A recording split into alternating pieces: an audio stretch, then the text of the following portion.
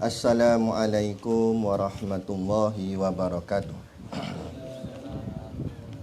Ila hadrati sayyidina wa habibina wa syafi'ina Muhammadin sallallahu alaihi wasallam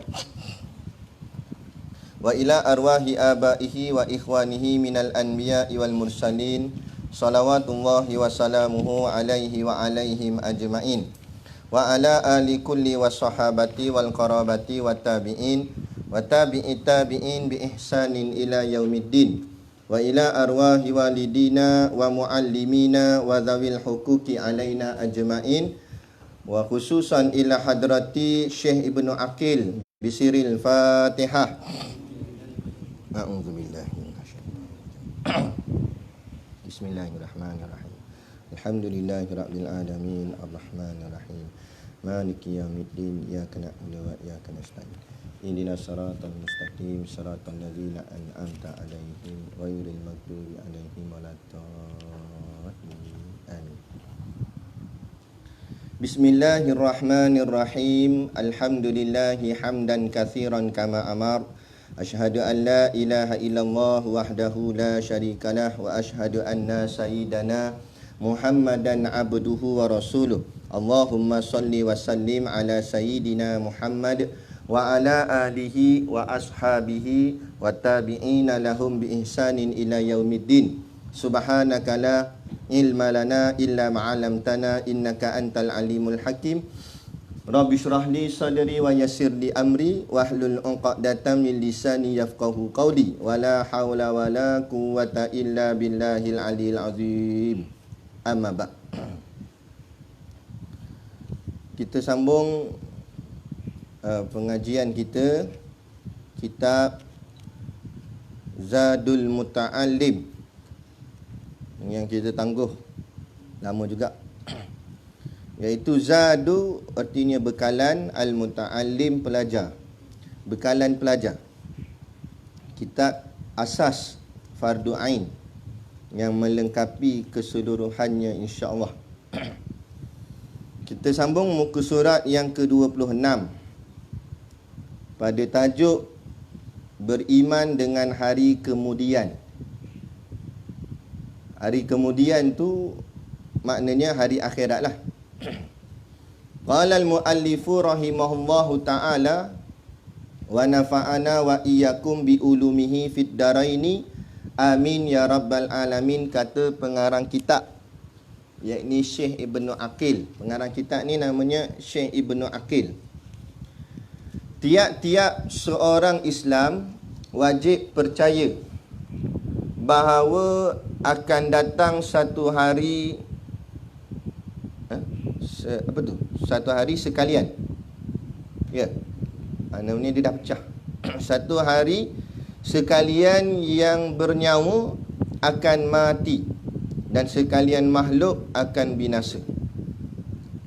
Kemudian sekalian yang mati itu akan dihidupkan semula bagi ditimbangkan sekalian amalan mereka itu, mengira akan amalan-amalan yang baik dan amalan-amalan yang jahat. Jika berat beramalan yang baik, maka baik balasannya, iaitu dimasukkan ke dalam syurga. Dan jika berat amalan yang jahat, maka jahat balasannya, iaitu dimasukkan ke dalam neraka. Baik. Kitab ni mudah-mudah je, kita syarah ringkas-ringkas je. Tiap-tiap seorang, maknanya tak kira lah, baik lelaki ke perempuan ke, muda ke tua ke, tak kira siapa-siapa pun, yang Islam wajib percaya. Tiap-tiap orang Islam wajib percaya, maknanya iman, bahawa akan datang satu hari nanti. Kita percaya akan datang satu hari nanti sekalian yang bernyawa akan mati. Setiap yang ada nyawa semuanya mati. Maksud nyawa sini bukan manusia je, sebab binatang pun ada nyawa juga. Maka makna semua yang bernyawa akan mati. Tu. Kullu nafsin dha'iqatul maut. Setiap yang bernyawa pasti akan merasai mati. Hatta takdir katalah sehari sebelum kiamat tu ada budak baru lahir, baby. Bila kiamat berlaku, mati kat dia. Tak kira siapa-siapa pun. Baru lahir, mati kat. Tak kira. Maknanya, mati di sini dengan arahan Allah, suruh tiup, malaikat Israfil suruh tiup sangkakala. Tiupan yang pertama menyebabkan semua makhluk mati. Tapi dalam satu riwayat, mana tak ingat kitab apa, dia cerita pada mulanya semua mati, melainkan masa tu tinggal Nabi, Nabi kita Muhammad. Lepas tu barulah Nabi pula Nabi pula, silap, Nabi Muhammad wafat dah. Melainkan beberapa malaikat yang muqarrabin, malaikat pangkat besar. Setengah riwayat kata 4 orang, iaitu malaikat Jibril, malaikat Mikail, malaikat Israfil dengan malaikat Israel. 4 tu. Jibril sampai wahyu, Mikail buat benda. Mikail memberi rezeki. Lepas tu Israfil, dia tak boleh mati lagi lah sebab dia yang tiup, kan. Lepas tu Israel kerja apa? Ada belakang tu agaknya, kan. Cabut nyawa. Okey. Lepas tu barulah diperintahkan Allah kepada malaikat Israel untuk cabut nyawa lagi 3 tu. Cabut nyawa malaikat Jibril apa semua tu, tinggal. Lepas tu Allah tanya, siapa lagi ada? Malaikat Israel dia pun pandang kanan, pandang kiri. Sebab dia yang cabut nyawa. Pandang kanan, pandang kiri. Dia kata tak ada dah. Dia kata, wahai Tuhanku, tinggallah aku sahaja hamba yang daif, yang lagi lemah, lagi serba kekurangan. Dia menunjukkan ketundukannya kepada Allah. Maka kata Allah, cabut nyawamu sendiri. Yang ni dalam hadis lah Nabi cerita. Malaikat Israel pun cabut nyawa dia sendiri. Macam mana cabut, wallahu alam lah, tapi dia cabut nyawa dia sendiri. Masa dia cabut nyawa tu, dia pun menjerit kerana terlampau sakitnya cabut nyawa tu. Sehingga kan kata Nabi, kalaulah malaikat Israel cabut nyawa waktu sekarang ni, jeritan dia tu menyebabkan semua makhluk mati. Semua hancur, pokok-pokok semua tumbang habis, bukit-bukit semua pecah. Sebab apa? Sebab kuatnya jeritan dia yang tersangat kuat kerana tersangat sakit. Padahal malaikat Israel tu cabut nyawa siapa masa tu? Dia cabut nyawa dia sendiri. Kalau logik akal kita fikir, kalau banding cabut nyawa orang dengan cabut nyawa sendiri, mana kuat, mana lembut? Mesti cabut nyawa sendiri lembut lagi. Paling lembut lah sebab diri sendiri, betul tak? Katalah contoh. Katalah takdir kata kita malaikat Israel tu. Kalau kita nak cabut nyawa kawan kita orang lain dengan nyawa kita sendiri, mana kita buat kuat, mana kita buat lembut? Dengan kawan kena pula kawan tu pernah buat hal dengan dia. Siap. Memang dia sentap kau punya, kan? Dah cabut lagi. Kok gitu. Kan? Tapi main dengan diri dia sendiri, takkan dia nak buat kuat-kuat. Mesti dia buat pelan-pelan. Pelan-pelan pun jerit. Maknanya Nabi nak khabar ke kita betapa pedihnya cabut nyawa tu. Kan? Tu. Sedang Nabi pun terasa sakit ketika tercabut nyawa. Padahal Nabi itu kekasih Allah. Dan kalau kita ni ada. Tetapi itu dari sudut perkara amaran yang menakutkan kita. Tetapi di sana ada juga perkara yang orang cakap apa, menenangkan kita. Kalau aku tak boleh tidur malam pula jogging kan, nak fikir ke mampus aku. Nampak?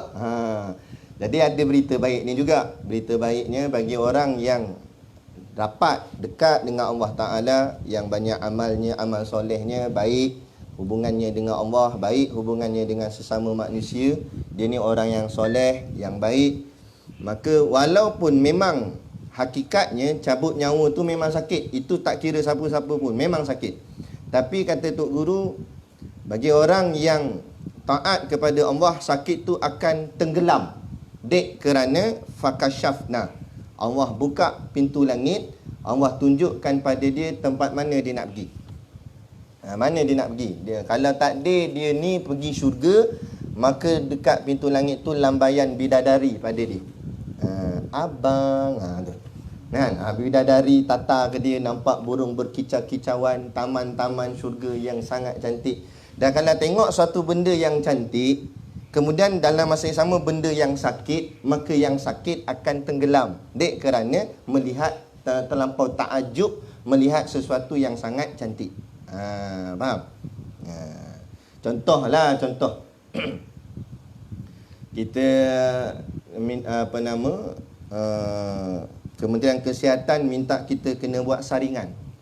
Kan? Saringan itulah masuk benda bulu apa dah masuk ke dalam hidung tu. Tapi kalau yang datang masuk nak cocok ke bulu hidung apa ke hidung kita tu, hidung dia pun besar sebelah. Makna muka hodoh lah. Nampak? Nah, kalau dia yang cocok kita tu nak masuk benda tu sakit dah, tengok muka dia 2 kali sakit. Nampak? Tapi kalau yang datang tu, misi tu jerawat yang datang tu, Allah, ni alofa punya. Dia rasa macam mana? Nampak? Dah masuk sebelah tanya, sebelah tak nak cocok? Dah dua-dua hidung tanya, telinga bukan cocok juga ke? Dia nak lagi. Sebab apa? Tenggelam sakit tu, dek kerana melihat satu benda yang cantik. Contohlah, kan? Nak bagi fahamnya. Dia gitu. Macam tu juga. Walaupun cabut nyawa tu memang pedih, sakit, tapi bila Allah buka pintu langit, alhamdulillah. Moga-moga kita lah semua tu insya-Allah. Begitu juga para nabi pun begitulah. Memang dari segi asalnya sakit, tapi bila Allah beri kabar-kabar gembira, para nabi ditenggelamkan sakitnya dengan berita-berita gembira daripada Allah. Maka hilanglah sakit tu. Sakit tu ada sebenarnya, tapi dia tak terasa. Macam tu. Ada pun kalau orang kafir, sebab tu kalau kita tengok orang kafir sakit, bila nak mati, meronta. Berapa nak meronta? Allah buka pintu langit, mana tempat dia nak pergi? Neraka. Nampak bukan lambaian bidadari, rantaian malaikat Malik Zabaniyah. Dia lambai juga, lambai dengan rantai. Meh tengok. Sini kau. Bila tengok azab neraka tu, pada cabut nyawa tu sakit dah. Tengok azab 2 kali sakit. Tu yang melompat-lompat, meronta-ronta. Lepas tu janganlah kita ni termasuk dalam golongan musuh Allah. Kerana takut mati tu pedih. Kan? Moga-mogalah kita semua ni matinya hidup. Bahawa akan datang satu hari sekalian yang bernyawa akan mati.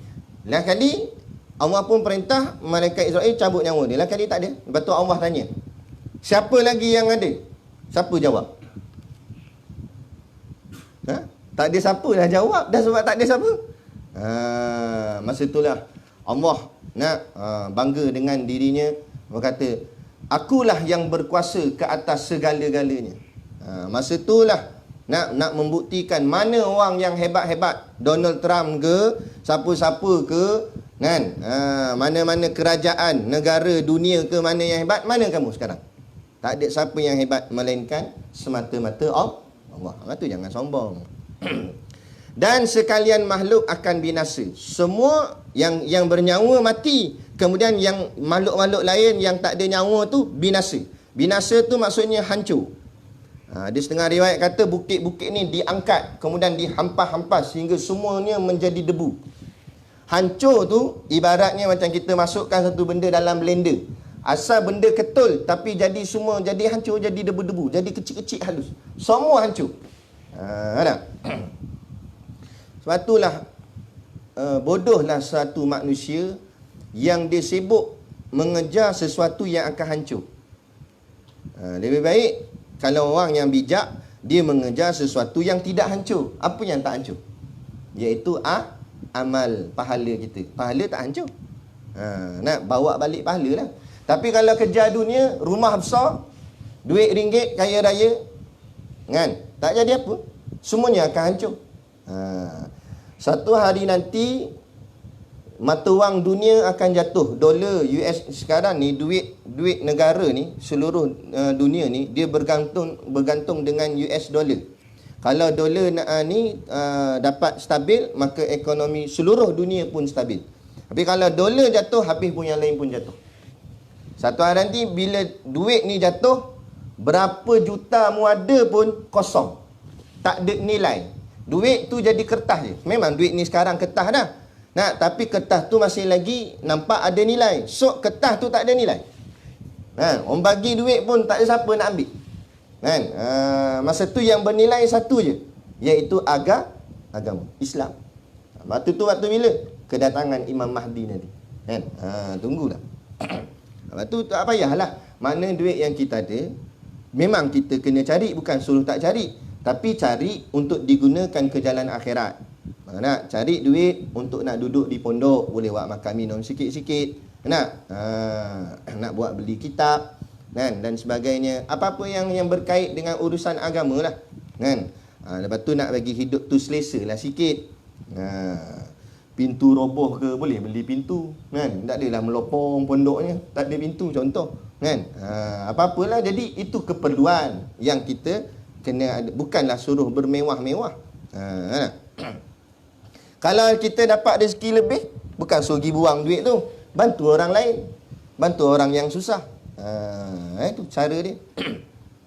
Bukan dengan bangga-bangga dengan apa yang dia. Hari ni orang terkejar-kejar akan keseronokan, kekayaan, kemewahan dunia. Kita pesan orang pondok jangan sampai, orang pondok dengan tahfiz jangan sampai terpengaruh dengan benda-benda macam tu. Hari ni masing-masing pakat duk sibuk lah nak mengkayakan diri.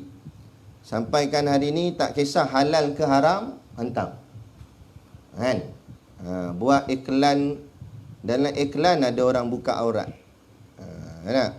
Jadi macam mana hasil apa benda kerja yang dia buat, bisnes yang dia buat, lepas tu kena tengok habis-habis halal dan haram dia, jaga bagi elok. Gila semua nak jadi kaya. Kita ni cari duit untuk nak keperluan hidup je, bukan nak melebih-lebih daripada tu. Lebih daripada tu dia dah masuk nafsu, bukan tuntutan agama dah. Baik. Kemudian sekalian yang mati, yang semua mati dah ni, akan dihidupkan semula. Hidup pula dengan tiupan sangkakala. Macam mana boleh hidup? Tadi Israfil mati dah, Allah hidupkan dia dululah. Lepas tu dia tiup sangkakala tu, baru yang lain semua hidup. Jadi berkenaan dengan tiup sangkakala ni ada dua riwayat. Satu riwayat mengatakan 3 kali, satu riwayat kata 2. Yang masyhur kata 2. Yang 3 tu, yang pertama binasa alam, yang kedua mati, yang 3 bangkit balik. Tapi yang kata 2 ni, yang pertama tu serentak binasa alam dan mati, yang kedua hidup balik. Jadi kalau ada yang tanya, habis ustaz yang mana satu yang betul? Tunggu nanti dia tiup betul-betul. Tengok berapa kali dia tiup. Mana aku nak tahu. Ini pun semua kajian ulama berdasarkan hadis-hadis yang mereka jumpa dan sebagainya. Gitu. Tapi yang tu bukan menjadi akidah. Yang penting kita percaya semuanya akan mati dan akan dihidupkan balik. Sebab tu dalam kitab ni Asas Fardu Ain, dia tak bicara tentang berapa kali tiup. Dia bicara tentang wajib kita percaya semua akan mati dan semua akan hidup balik. Yang tu akidah. Yang tu siapa tak percaya kafir. Aku tak percaya lah mati lagi. Ataupun dia kata aku tak percaya lah boleh hidup balik. Jadi kafir. Tu. Baik. Kemudian bagi ditimbangkan sekalian amalan mereka itu. Kenapa nak bangkit? Sebab nak timbang amal. Timbang amal ni semua, walaupun sebesar zarah sekalipun, benda sikit-sikit pun Allah akan timbang. Sebab tu dalam masalah fiqh, benda baik kita buat, kita niat nak buat benda baik dapat pahala. Kita buat benda tu dapat pahala. Mana 2 kali pahala. 1 pahala niat, 1 pahala buat. Adapun benda jahat, benda dosa, kalau kita ada niat nak buat benda jahat, tak dikenakan dosa lagi. Bila kita buat baru dosa. Itu rahmat Allah. Itulah kasih sayang Allah kepada kita. Jadi, perbanyakkan niat baik dan perbanyakkan amal perbuatan yang baik, maka pahalanya banyak. Walaupun perkara yang sikit-sikit je, kecil-kecil je. Kecil tak kecil dalam kitab La Tahkiran, karangan Syekh Nuruddin Al-Banjari. La Tahkiran ni maksudnya, janganlah kamu pandang remeh benda-benda yang sikit-sikit. Seperti contoh, membuang benda kotoran yang ada di dalam rumah Allah. Kita nampak ada tahi cicak kecil je, tahi cicak tu kita pun buang daripada masjid, bersihkan, buang kat luar. Maka dalam hadis sebut, dalam kitab tu dia nakalkan hadis Nabi mengatakan bahawa orang yang membersihkan rumah Allah, walaupun najis tu sikit je, sebesar zarah sekalipun, Allah akan binakan untuk dia mahligai di dalam syurga. Ni kita biar tengok, nampak tahi cicak buang, bukan tunggu kata. Ni jenis orang suka komplain, apa punya AJK masjid tahi cicak berlambak. Tak payah bising lah pasal AJK, mu ambil buang lah, mu nampak tu rezekimu lah tu, Allah nak bagi mahligai kan. Buang. Bila tak ada dah tahi, dia cari cicak. Dia kata berak lah. aku nak buang tahi. Baik. Jadi timbang segala amal.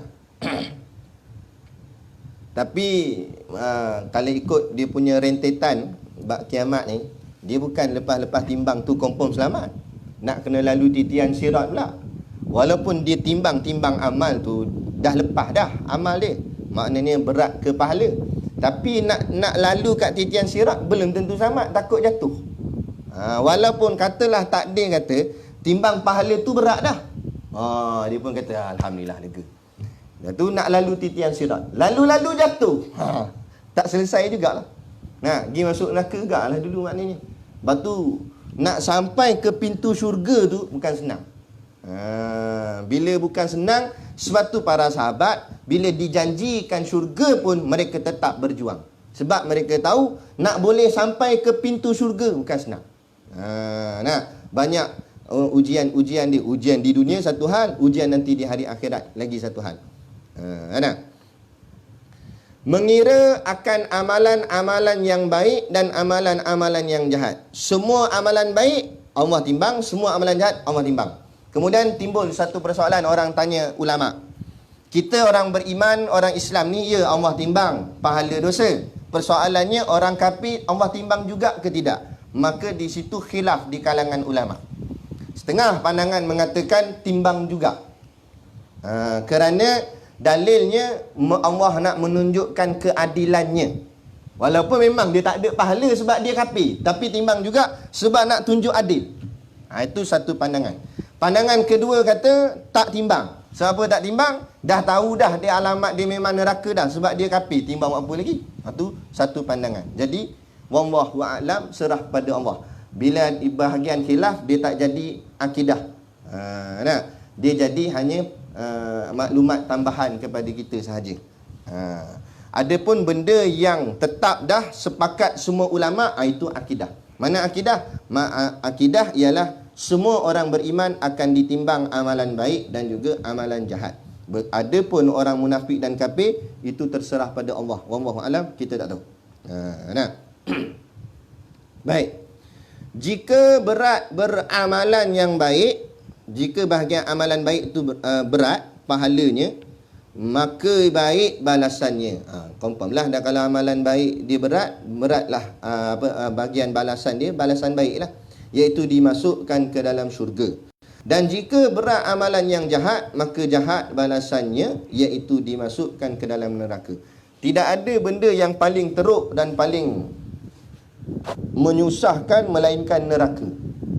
Dunia ni kita susah macam mana pun tak sesusah neraka.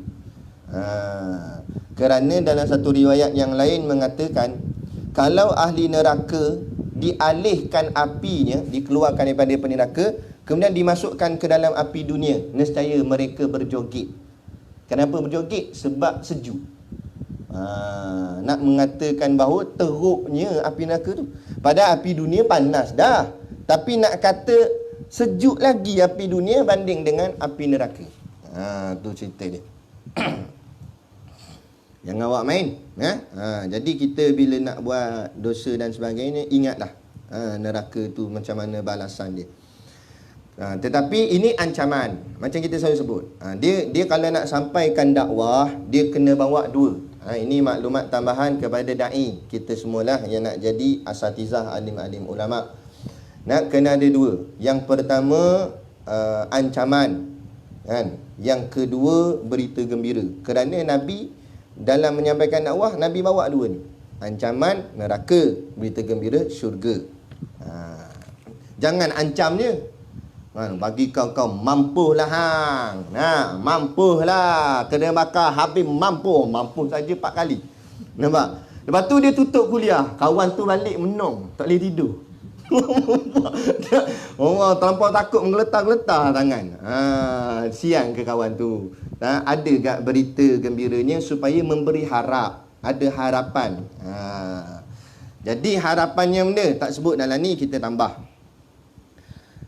Nabi dalam satu hadis riwayat sahih, hadis Bukhari, Nabi kata yadkhulu ahlul jannatil jannah, ahli syurga akan masuk dalam syurga. Wa yadkhulu ahlun narin nara, dan ahli neraka akan masuk dalam neraka.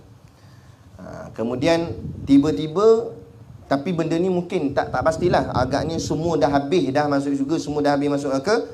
Tiba-tiba Allah berfirman, Allah kata akhriju minan nar, keluarkan daripada neraka, man kana fi qalbihi mithqalat macam mana ayat dia, mithqalatin habbatin min khardalin. Keluarkan daripada neraka siapa-siapa dalam hatinya ada iman sebesar biji sawi. Biji sawi ni kecil sangat, maknanya macam sebesar zarah, kata setengah pandangan.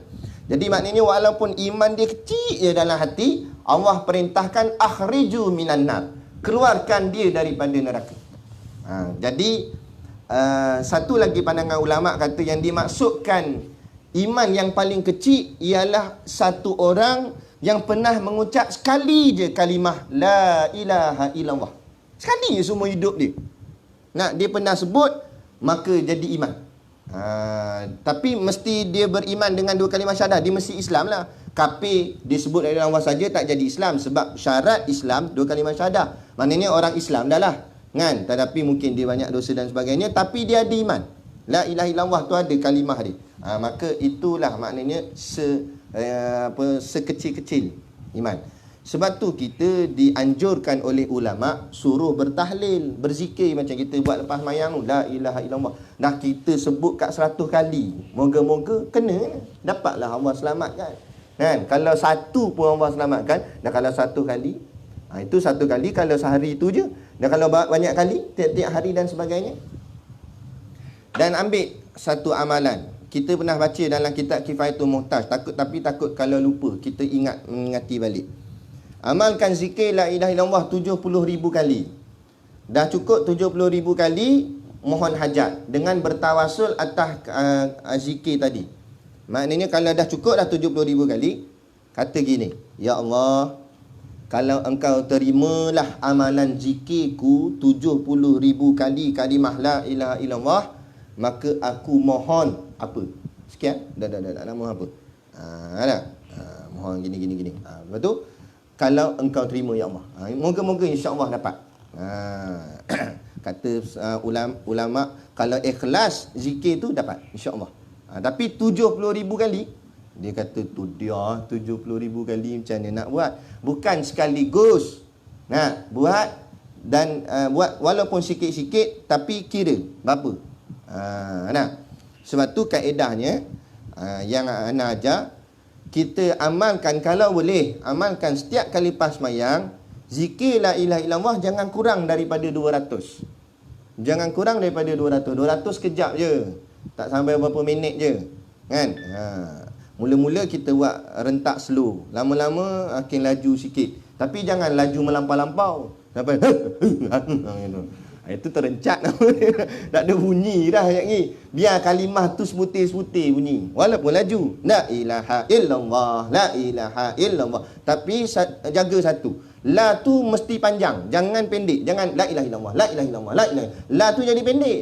Bila lam tu pendek, dia tak kena pada tajwid dia. Lam tu lam ta'zim. Lam membesarkan Allah dengan perkataan tidak sama sekali ada Tuhan melainkan Allah. Tidak ada tu. La ada tu. Jadi la ilaha illallah. Nah, kalau laju sekalipun la panjang tak? La ilaha illallah, la ilaha illallah, la ilaha illallah. Tu la tu jaga. Tapi jangan la je lah. La. Ada bengong dia ni. Kan? Amal. Siapa boleh buat tiap-tiap kali semayang fardu ni 200, satu hari 5 waktu. 5 kali 200 apa? 1000. Sehari 1000 dah. Dan nak dapat 70,000 berapa hari? 70 hari. 1 bulan ada berapa hari? 1 bulan 30 hari. 2 bulan 60 hari. 2 bulan seminggu lebih. 2 bulan 10 hari. 2 bulan 10 hari dapat dah 70,000 tu. Lepas tu mohon hajat. Dah kalau setahun, berapa kali hajat boleh buat? Hajat pertama, nikah yang pertama. Hajat kedua, pandai-pandai lah kamu. Tok mai. Mari tak cukup lagi lah tu zikir ni. Kalau cukup rasa. Kan? Tu. Nah, insya-Allah.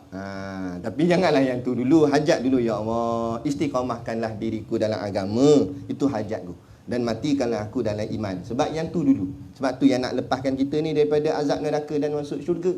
Kan? Insya-Allah. Syurga dan neraka pula. Kata muallif, wajib beriman dengan adanya syurga. Wajib percaya syurga tu ada. Walaupun benda ni nampak remeh, Allah ni pun nak kata, jangan. Kalau siapa sempat hidup lagi mungkin 40 tahun ke 50 tahun lagi, kamu semua akan jumpa. Orang akan menidakkan syurga. Orang akan menidakkan kiamat. Akan ada berlaku. Sekarang pun ada yang anti hadis dah. Tolak hadis ada dah. Kan? Maknanya tak pelik satu hari nanti orang tolak agama tu. Sekarang pun dah ada orang kata Isra' Mi'raj tu cerita dongeng. Ada dah orang kata, orang Islam yang kata, bukan kafir. Kalau kafir kata, tak pelik. Ni orang Islam kata. Dia kata Isra' Mi'raj tu kan cerita betul. Cerita dongengnya. Nah, gila. Wajib beriman dengan adanya syurga dan neraka. Tolong pesan, inilah wasiat kita kepada anak-anak kita. Kan? Yang ni yang nak kena ajar pada anak-anak. Dari kecil lagi ajar dah. Trainkan dia, bila buat satu benda baik, pandai adik. Adik boleh masuk syurga kalau adik buat benda macam ni. Jadi dia dengar selalu nama syurga, dengar selalu dengar Allah sayang, dengar selalu nama benda-benda baik. Jadi dia sonok. Bukan dengan ganjaran keduniaan. Kalau adik buat macam ni, Abi belikan motor, dia pandang motor je lah. Dia tak pandang syurga Allah. Kan? Tu cara dia. Maka syurga ialah tempat. Sama tak? Kalau bini minta gelang, cakap dia, abang doakan syurga. Syurga lebih besar daripada gelang. Selamat duit kita. Kan? Maka syurga ialah nikmatlah tempat yang disediakan dengan nikmat-nikmat. Syurga ni semua dalam tu nikmat. Okey, baik. Apa tu syariat? Apa makna syariat? Syariat ni pantang larang. Syariat undang-undang, peraturan, hukum hakam. Macam-macam lah ulama tafsir. Banyak ulama menafsirkan, menterjemahkan apa makna sebenar syariat. Ringkas-ringkas cerita kita mudah fahamnya. Syariat tu satu benda yang Allah hukumkan apa boleh dan apa tak boleh. Itulah panggil syariat. Macam kita duduk kat dunia ni. Kenapa tak boleh makan babi? Bukan sebab hidung tak siap. Bukan sebab ekor pendek. Bukan sebab nama dia babi. So kalau nama dia Biba, boleh? Tak. Tapi sebab apa tak boleh makan babi? Sebab Allah tak bagi makan. Tu syariat dia. Allah kata haram. Takdir kata kalau Allah kata ayam haram, tak payah apa-apa sebab lah. Ayam haram, tak boleh makan ayam. Bukan sebab ayam, tapi sebab Allah tak bagi. Itu je. Itu panggil syariat. Jadi Allah halang, Allah sekat apa tak boleh, dan Allah izin apa yang boleh. Itu namanya syariat di dunia ni. Adapun dalam syurga nanti, syariat sudah tidak ada, dibatalkan. Tak ada syariat dah dalam syurga. Bila tak ada syariat, maksudnya sukati. Nak buat apa buat. Kat dunia ni boleh tak kita nak nak pegang-pegang perempuan kan, nak buat inilah zina ke apa, tak boleh, haram. Sebab dihalang, Allah tak bagi. Dah dalam syurga so, Azman main kejar-kejar. Dengan bidadari, Allah, tukutan kanting. Lompat sana, lompat sini. Dah, tak payah nak pelik lah. Bahagian dia dah. Masa kat dunia dia sabar, tak tengok maksiat, tak tengok kulit perempuan pun tak tengok. Langsung tak pandang, jaga mata. Maka syurga Allah bagi kebebasan sehabis-habisnya. Allah Maha Adil. Siapa yang dunia dah buat dah macam-macam benda yang menyeronokkan dia, maka akhirat so Allah bagi dia sedih pula. Sekat habis lah. Dalam neraka apa semua tak boleh. Adil lah Allah. Tapi siapa yang dunia dia jaga diri dia, sekat diri dia dengan benda yang Allah larang, maka akhirat Allah adil, bagi kebebasan pula. Jadi dunia sebab itulah keluar satu peribahasa, dunia ini ibarat penjara bagi orang beriman, dan akhirat itu ibarat mahligai ataupun nikmat senikmat-nikmatnya. Dunia tempat kita bersusah payah, tempat yang tu tak boleh, ini tak boleh. Jangan cakap Islam mengongkong, tapi Islam nak selamatkan kita. Jadi biarlah macam budak tahfiz kan. Kadang-kadang dia rasa terkongkong lah duduk di tahfiz. Kena pula waktu PKP kena datang juga. Lagi dia tension. Nampak? Kan? Tapi dia rasa terkongkong. Tapi kekongkongan ini menyelamatkan dia nanti di hari akhirat. Sebenarnya kalau dia pandang sana, kalau dia tak pandang sana, dia akan rasa stres. Itu kita. Kan? Jadi biar pandang jauh. Sebab tu disebut bijak sana, jangan bijak sini. Sana biar bijak. Tujuan kita buat ni semua untuk sana. Ganjarannya nanti di sana. Mana sana? Syurga nanti. Itu. Ialah tempat bagi orang-orang yang beriman. Syarat nak masuk syurga mesti iman. Apa yang iman? Rukun iman tu sempurna. Dia mengucapkan kalimah syahadat, percaya pada Allah, percaya pada malaikat, semua itulah. Dengan mengerjakan amalan yang baik, itu yang kedua. Sebab tu kalau kita baca dalam Al-Quran, mesti amanu kan, dengan amalan solehah. Mesti ada dua tu, orang beriman dan orang yang beramal soleh. Kalau beriman saja tapi tak ada amal soleh, tak boleh masuk syurga lagi. Boleh masuk lah, kali masuk ke, tapi tak boleh masuk awal. Kena masuk neraka dulu. Sebab amalan soleh tak ada, banyak buat dosa. Tapi bila habis dah dia diazab, dicuci segala dosanya dalam neraka, barulah dia akan dimasukkan dalam syurga. Yang hadis yang kita baca tadi, akhriju minan nar, dikeluarkan daripada neraka. Tapi kalau nak masuk syurga awal, beriman tu iman dah, kemudian tambah dengan amal-amalan yang soleh. Amalan soleh tu yang mana? Amalan soleh adalah amalan nawafil. Apa tu amalan nawafil? Amalan tambahan, iaitu amalan-amalan sunat. Adapun yang fardu ni soleh juga, tapi yang fardu ni memang wajib dah. Nak tak nak kena buat. Mu suka tak suka, mu kena buat. Adapun yang sunat tu tambahan dia. Sebab tu kata Tok Guru Siddiq yang sunat itulah untung. Adapun yang fardu bukan untung. Yang fardu itu adalah modal. Macam orang meniaga. Orang meniaga nak balik modal je ke atau nak biar dengan untung sekali? Mestilah untung. Balik modal sekali-sekali tak apalah. Hari ni meniaga jual air. Hujan lebat, jadi tak ada siapa singgah. Balik-balik tu kira tadi keluar masa meniaga, modal buat semua tu semua 50. Balik-balik niaga tengok 50 juga balik. Orang kata balik modal lah tu, tapi tak ada untung.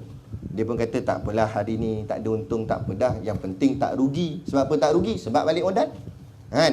Esok niaga panah terik, ramailah singgah beli air kan. Tengok balik-balik kira 100, tolak duit modal 50. Ada lagi 50 tu untung, baru sonok.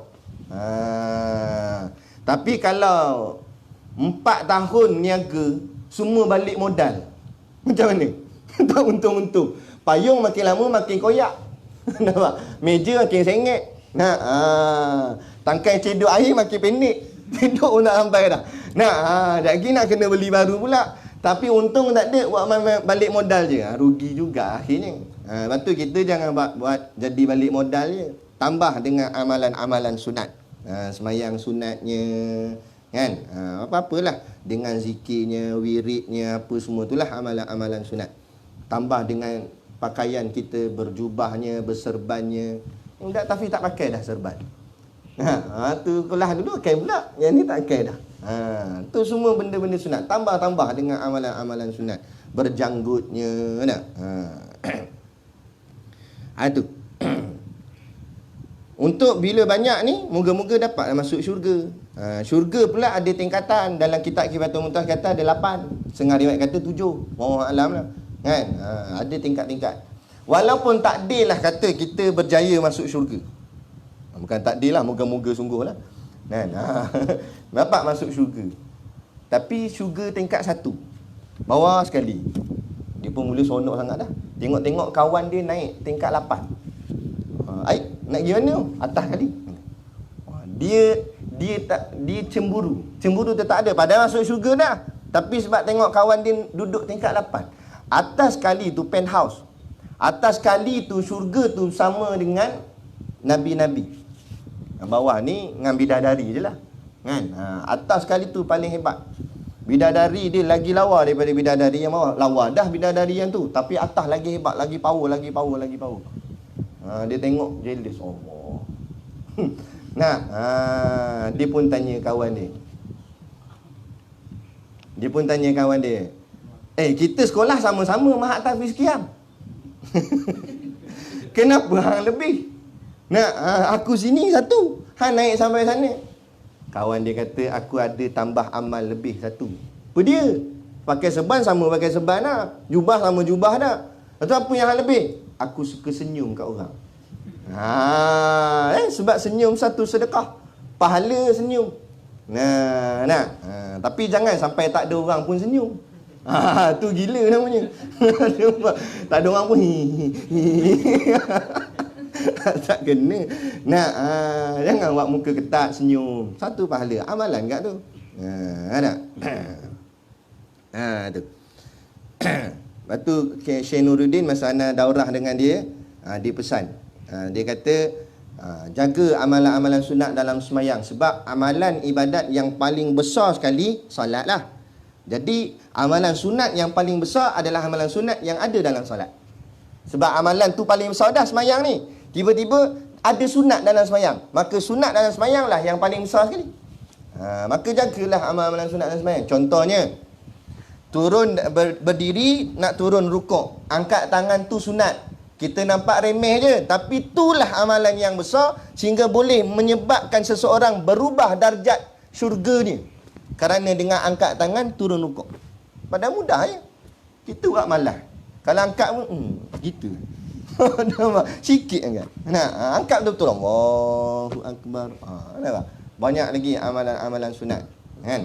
Baca doa iftitah pun amalan sunat. Kan? Macam-macam lagi lah. Zikir-zikir, panjangkan zikir dalam kitab Hilatus Salikin kata baca 11 kali. Tu paling maksimum lah. Baca 11 kali. Subhana rabbiyal azimi wa bihamdi 11 kali. Tapi yang semayang sendiri. Jangan jadi tu imam. Sian orang belakang tu. Mu muda tak apalah. Orang dah berusia kan. Rukuk 11 kali. Baca slow dengan tajwid penuh taranum siap. Subhana rabbiyal. Nak dapat ke 1 lama. Lama kawan tu kena gitu dah belakang. Gung bunyi jatuh. Menyusahkan orang betul. Esok tengok kena ikat kat kolah. Tak bagi jadi imam lah. Menyusahkan orang. Janganlah. Kita ni kadang-kadang itulah masalah kita kat ni. Termasuklah saya pun. Kan? Mayang fardu kan main. Baca panjang, slow. Mayang sunat laju. Sebenarnya terbalik. Mayang fardu ringkas-ringkaskan bagi yang berjemaah. Kan? Semayang sunat panjang-panjangkan. Mayang fardu kan main. Alif Lam. Tengok. Al-Baqarah penuh. Kat kedua Ali Imran. Sudah. Ada. Tayang mayang sunat inna a'tayna kal kautsar. Laju. Allahu akbar. Contohlah bukan tak boleh kan. Tapi raikan ibadat sunat, nak, kerana pahalanya besar. Nak. Lagi-lagi sunat-sunat malam, tahajud dan sebagainya, lagi dahsyat. Kalau kita tak hafal Quran, kita nak baca juga ayat-ayat yang hebat-hebat, ayat yang panjang-panjang dalam semayang kan, tapi kita tak hafal. Ambil dalam tahajud, semayang tahajud, tapi semayang duduk. Sebab solat sunat boleh duduk. Semayang duduk, letak Quran kat depan, letak rehal, letak Quran. Tapi jangan tutup lampu, tak ada guna kat Quran kat depan, tak nampak. Buka lampu lah. Buka lampu. Jadi kita semayang tu sambil kita baca. Letak penyepit, takut terselak kertas tu. Angin kuat. Baru baca zalikal ki, selak. Ki apa? Sudah. Dan dia tak hafal. Letak penyepit. Lepas tu baca. Baca semuka ke? Lepas tu angkat kedua baca semuka. Lagi salam, buka sebelah pula. Kan? Tu. Boleh semayang duduk bagi semayang sunat. Kemudian dah neraka pula. Neraka ialah tempat yang disediakan dengan seksa-seksa. Tak ada satu pun nikmat dalam neraka. Itu yang kita cerita Isra' Mi'raj tu, Nabi naik, Nabi jumpa malaikat Malik Zabaniyah tu, malaikat Malik. Setengah kata namanya Malik Zabaniyah, setengah kata Malik tu lain, Zabaniyah tu lain. Zabaniyah tu tentera dia. Wallahu a'lam lah. Jadi Nabi jumpa, tugas dia jaga pintu neraka. Nabi bagi salam, dia jawab salam tapi tak senyum. Sedangkan sepanjang Nabi naik Isra' Mi'raj tu, siapa Nabi jumpa, Nabi bagi salam, semua sambut dengan penuh keriangan. Sebab tu kan Nabi kekasih Allah. Tapi bila dengan penjaga pintu neraka, malaikat Malik ni, Nabi bagi salam, dia jawab tapi dengan nada yang keras dan tak ada senyum langsung. Muka masam kerah gitu. Jadi Nabi pelik lah, awak dia ni kan? Nabi tanya malaikat Jibril. Malaikat Jibril kata, memang Allah cipta dia daripada awal sampailah bila-bila pun dia takkan senyum. Kerana senyum itu nikmat. Kerana Allah tak nak bagi ahli neraka sebarang bentuk nikmat pun, maka Allah cipta malaikat yang jaga neraka langsung tak pernah senyum. Kerana kalau dia dapat malaikat Malik senyum, nescaya mereka seronok bergembira. Kerana dapat nikmat, walaupun nikmat tu nampak kecil. Tapi siksanya dalam neraka ni langsung tak ada nikmat. Satu riwayat mengatakan siksaan yang paling ringan sekali dalam neraka, diambil batu neraka, diletakkan di bawah tapak kaki. Bila letak bawah tapak kaki, menggelegak otak. Dia punya panas tu sampai otak ni menggelegak. Itu kata setengah pandangan ulama, kata itu siksaan paling ringan. Kerana apa? Itu setengah riwayat sebut itulah siksaan yang dikenakan ke atas pakcik baginda Nabi SAW, namanya Abu Talib. Itu satu pandangan. Satu lagi pandangan mengatakan tidak baik kita mengatakan bahawa pakcik Nabi masuk neraka. Satu lagi pandangan kata, kerana apa? Ia boleh menyebabkan melukakan hati baginda Nabi. Kerana pakcik Nabi itu, Nabi sayang dia sangat. Jadi kita nak ambil macam mana? Kita beriman sahaja siksaan dalam neraka tu dahsyat, walaupun meletakkan batu di kaki sampai mengegak otak kepala ni, itu memang dahsyat dah. Dan kita pegang juga orang yang jahat, yang kafir masuk neraka, orang yang baik masuk dalam syurga. Adapun berkenaan pakcik Nabi masuk syurga ke neraka, bukan bicaraan kita. Itu terserah kepada Allah sudah. Jangan kita kata atau momok-momokkan, buruk-burukkan, takut-takut melukai kekasih kita baginda Nabi SAW. Itu cara dia. Okey. Ialah tempat bagi orang-orang yang tidak beriman. Tidak beriman artinya kafir. Orang kafir ialah tempatnya neraka. Jangan kata walaupun dia kafir belum tentu neraka. Jangan jawab gitu. Tu namanya bodoh. Kalau kafir kompon neraka lah. Tapi dia jawab pula, mana tahu esok dia beriman. Esok beriman keluarlah daripada neraka. Tu je. Masa dia kafir kita cakap neraka. Esok dia dah tak kafir, dia jadilah ahli syurga insya-Allah. Itu je. Ni sangka baik tak kena tempat. Kawan tu masuk rumah orang curi. Bawa dengan sopa-sopa, dengan peti ais. Siap dia tanya, Assalamualaikum. Kau salah. Buat benda? Curi. Oh, curi. Lepas tu kawan sebelah kata, pencuri. Jangan kata dia pencuri. Mana tahu dia insaf esok. Nah, bongoklah ni. Esok dia insaf, tak apalah kita tak katalah dia pencuri. Saat dia mencuri, katalah dia mencuri. Kan? Sama juga dengan kafir tadi. Masa dia kafir, katalah dia kafir. Esok dia dah baik dah, cakap dia baik. Kan? Masa Siti Kasim cakap melanggar hukum syarak, tak kira lah Siti Kasim ke Sajat ke siapa-siapa pun cakap bercanggah dengan hukum syarak, kita cakap lah dia bercanggah dengan hukum syarak. Kita cakap dia melanggar hukum Allah. Kita cakap begitu. Supaya memberi amaran kepada dia dan amaran kepada orang sekeliling supaya jangan jadi macam mereka. Tapi bila esok dia insaf dah jadi baik, kita doakan kebaikan. Kita cakap dia baik. Nah, itu cara dia. Bukan orang jahat pun kata baik. Tu bodoh piang namanya. Kan? Ada jahat. Orang jahat disangka baik. Tu. Dalam satu status Tok Guru Siddiq Noor tulis kat Facebook ke apa. Dia kata, orang yang bersangka baik terhadap musuh itulah orang yang bodoh. Kan? Tok Guru cakap itu. Orang tu jahat, lawan Allah, lawan Islam, kita sangka baik dengan dia. Kita tu bodoh orang tu. Bukan kita tu lah, orang tu. Orang tu bodoh. Nampak? Kita doakan dia jadi baik, bukan kata dia baik. Sebab dia waktu tu jahat, kata jahat. Tapi kita doakan dia jadi baik. Sama juga macam soal Siti Kasim ke. Kita kata apa yang dia buat tu salah, dosa, jahat. Tapi kita doakan dalam masa yang sama, moga-moga dia dapat hidayah. Tapi kejahatannya tak boleh diredoi. Siapa yang meredoi kejahatan orang, maka walaupun dia tak buat, dia dapat dosa sama. Itu panggil dosa kering. Siapa reda orang minum arak, maka walaupun dia tak pernah minum setitik pun, tapi dia dapat dosa minum arak. Sebab reda kejahatan. Tak boleh. Itu. Dan orang-orang yang mengerjakan amalan-amalan yang jahat, nampak? Walaupun tadi dia kata yang tidak beriman, maknanya kafir. Yang kedua ni, boleh jadi dia beriman, tapi jahat. Bila macam tu, masuk ke dalam neraka mula-mula. Lepas tu nanti akan dimasukkan juga ke dalam syurga akhirnya. Dia kata, tak apalah Ustaz, kalau macam tu masuk neraka dulu, tak apa. Ingat neraka macam api bakar sampah. Api bakar sampah boleh tahan kira. Kita kalau boleh saat pun tak nak masuk. Tak payah kata masuk lalu kat depan pintu dia pun tak nak. Kita kalau boleh begitu. Janganlah cakap, orang cakap apa, tak apalah kalau masuk neraka dulu. Jangan cakap tak apa macam tu. Cakap tak mau, tapi kita usahalah. Cakap tak mau, tinggal nombor ekor ke? Macam mana? Orang-orang yang mati di dalam kufur, yang matinya dalam kafir, confirm masuk neraka.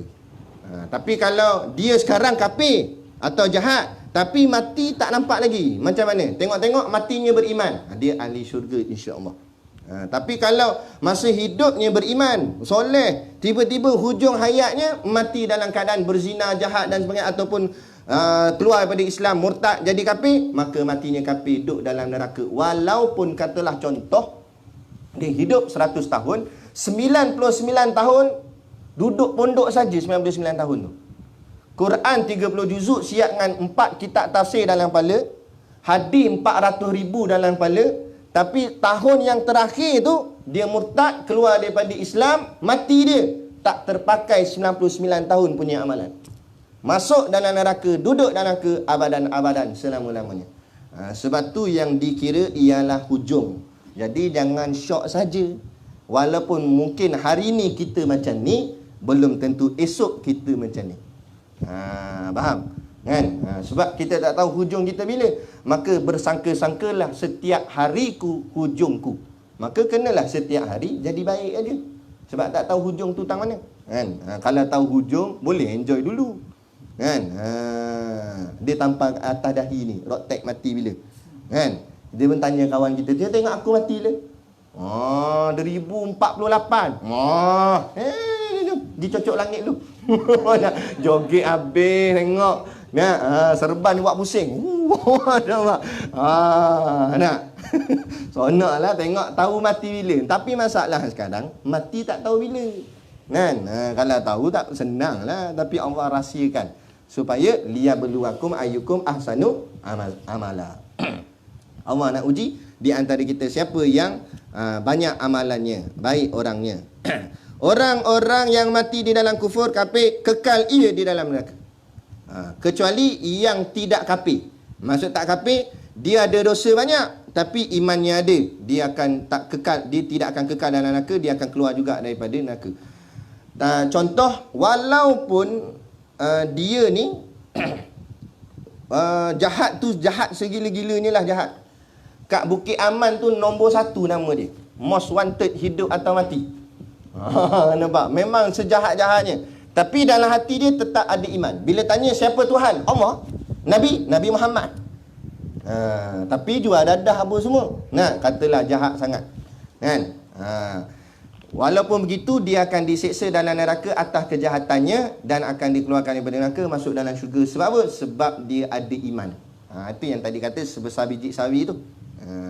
Kalau ikut mazhab kita Imam Syafi'i, walaupun orang tu tak semayang sekalipun, tapi kalau ada iman, dia diseksa dalam neraka, entah berapa ratus ribu tahun tak tahulah. Lepas tu dia akan diselamatkan, dikeluarkan dari neraka, masuk dalam syurga. Tapi jangan syok kata tak tahu balik. Sebab tu kita tak tahu mati kita bila. Jadi qadalah balik solat-solat yang kita tinggal dulu. Mana tahu zaman muda-muda dulu kan, zaman pacak motor lah waktu tu mungkin tak semayang. Orang suruh angkat tabir, dia angkat handle motor. Macam-macam hal panggil. Ganti balik. Sebab bermula daripada balik tu, dosa pahala kita tanggung dah. Ingat balik lepas balik dulu macam mana? Puasa.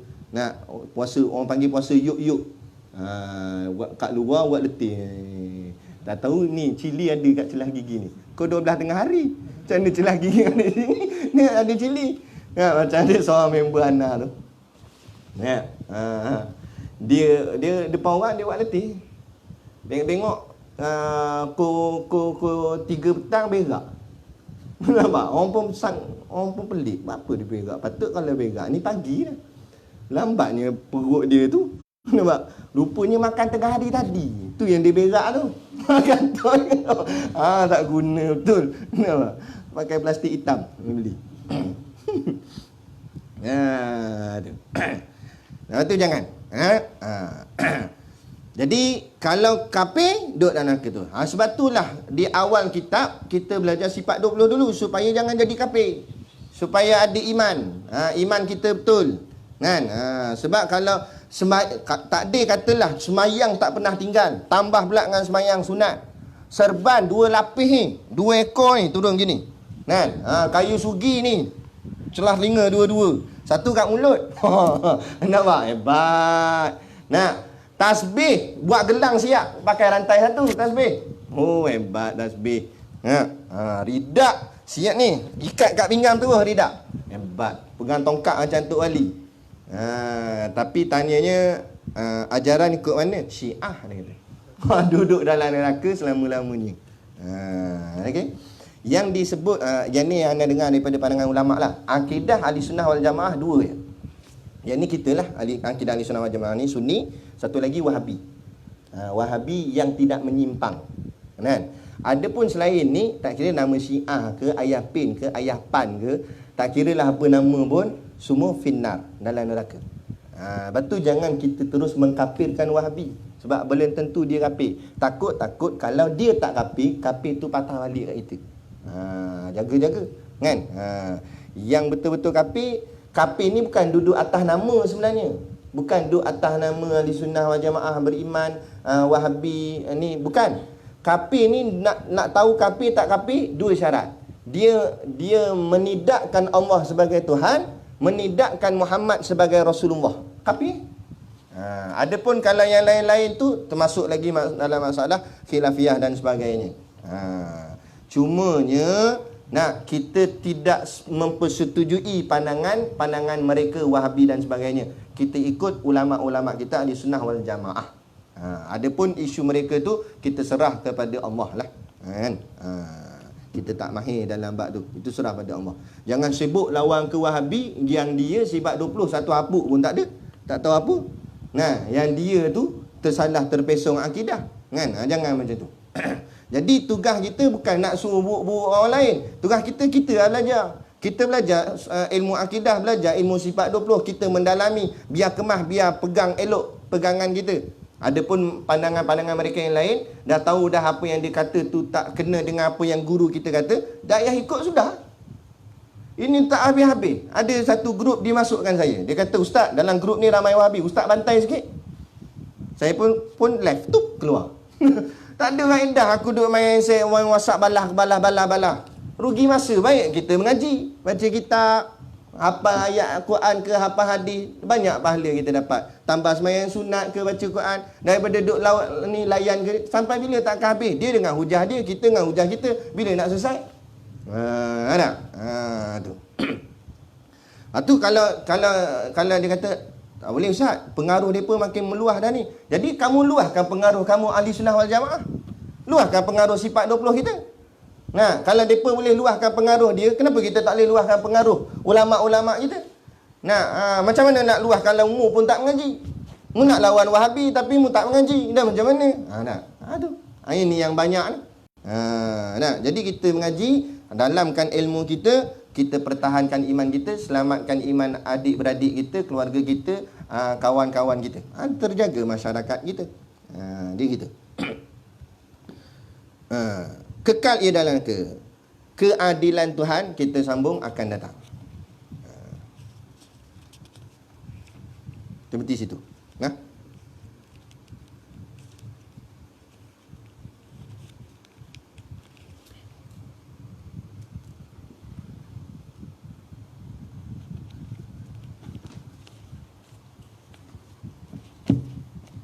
Ada soalan?